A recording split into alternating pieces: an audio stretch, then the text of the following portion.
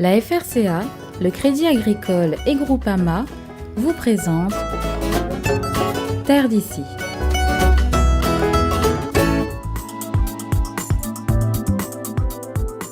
C'est désormais un rendez-vous incontournable des professionnels du monde agricole.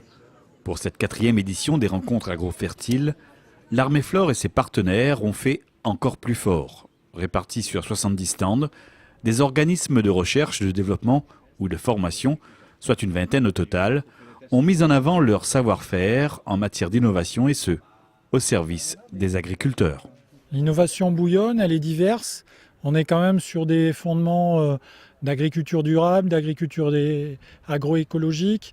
On est aussi sur l'utilisation de nouvelles technologies pour être plus précis, justement pour aussi être plus vertueux dans nos méthodes de production. Donc voilà, c'est un peu ce bouillonnement qu'on a voulu retracer pendant ces 2 jours et demi de journée professionnelle. Un arrêt au village Culture sous abri nous permet ainsi de découvrir toutes les avancées réalisées ces dernières années en matière de PBI, la protection biologique intégrée ou comment bien utiliser des insectes auxiliaires sur les cultures. Coccinelle, c'est une entreprise privée qui est détenue par des coopératives agricoles. Donc on travaille pour les agriculteurs, au service des agriculteurs. Et on est détenu par les agriculteurs. Donc depuis 10 ans, on travaille sur notre gamme d'insectes pour pouvoir proposer un certain nombre de solutions biologiques contre les ravageurs.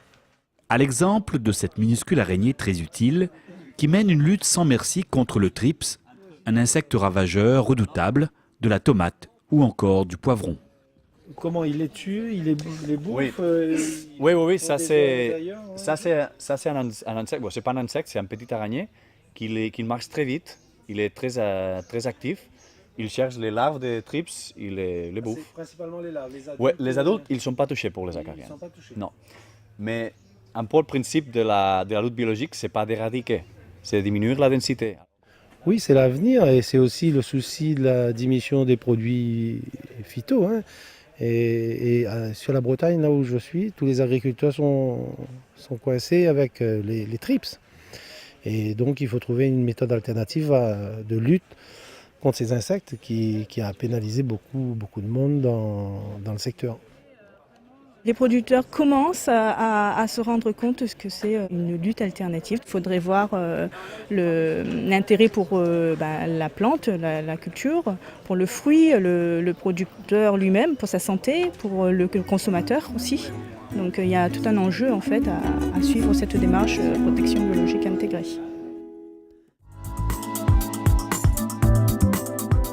L'innovation au service de l'agriculture, c'est là l'un des objectifs de ces rencontres agrofertiles. Une 4e édition qui, cette année encore, a connu un vif succès auprès des agriculteurs. C'est la seule manifestation où on parle technique agricole, où on va parler des nouveaux engrais, des nouveaux produits, des nouveaux stimulateurs de défense naturelle, des nouveaux itinéraires culturaux, où on va montrer des préparations de sol. Là derrière nous, il y a une préparation de sol sur la pomme de terre, bien expliquer l'importance du sol. C'est notre capital en tant qu'agriculteur et il faut en prendre soin. Donc il y a ces démonstrations-là pour vraiment toucher, sentir, comprendre comment se règlent les outils.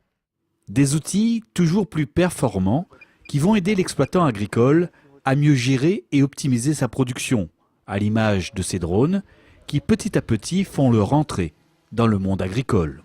Les domaines d'application, ça va être de l'épandage, ça va être du contrôle de surface, ça peut être du largage.